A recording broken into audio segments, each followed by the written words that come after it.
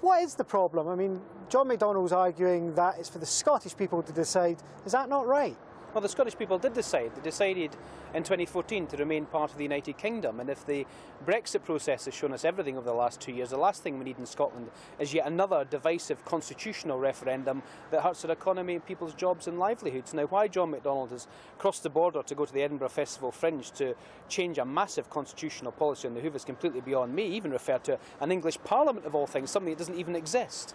It's Scottish Labour Party policy, it's UK Labour Party policy. It was written in our manifesto in 2017 that we would oppose a second independence referendum. That's clear, that's the policy, and we've had no explanation from John McDonnell, apart from him doubling down again today, of why he would even consider an off-the-cuff remark on this kind of policy. And even if we take into account that he wants to change policy, even if that is the case, we're supposed to be a democratic party. This is what Jeremy Corbyn and John McDonnell have tried to create. So where are the Scottish Labour Party members and UK Labour Party members' input into this massive constitutional change of policy? He's got a lot of explaining to do, but firstly I think he should apologise to Richard Leonard, because Richard Leonard's right. The policy is no to a second independence referendum. There'll be a lot of people watching this in Scotland and maybe elsewhere thinking, why on earth should the party that finished third in the last Scottish election be dictating to a majority of MSPs what they can and can't do? There's more support for independence in Scotland in recent weeks after Boris Johnson became Prime Minister, if you believe the polls.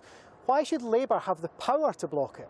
Well, this is about principle. The principle of the Labour Party is that we should be working together across borders, pooling and sharing resources and working with our neighbours. That's why we're an internationalist party, that's why we're pro-European, and that's why we're against Scotland being wrenched out of the UK. The wrong-headed arguments for Brexit are exactly the same wrong-headed arguments for Scottish independence. So Richard Leonard's absolutely right. The policy is absolutely clear. No to a second independence referendum. And in terms of the Scottish Parliament, the Scottish Government pick and choose which votes they want to look at whenever it suits them. They've been defeated on primary school testing, they've been defeated on fracking, they've been defeated on NHS closures, they've been defeated on a whole raft of issues that they've simply just ignored. So it's one thing when it suits them and another when it doesn't. Can I put to you, though, that some people will see this as hypocritical?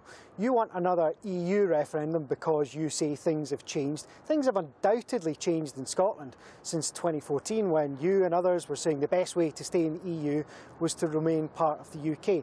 That's changed. Facts have changed in Scotland. Shouldn't the people of Scotland be asked again what they want to do? Look, it's not hypocritical at all for two reasons. The first main issue is the fuel that's creating the fire for the nationalist grievance for another independence referendum is Brexit.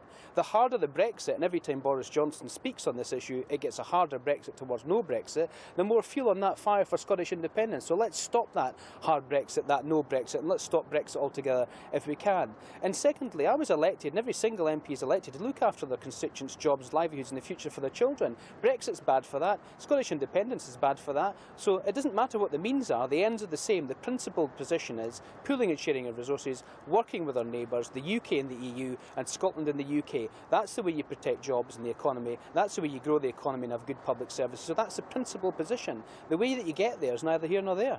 All right, Ian Murray, thanks very much.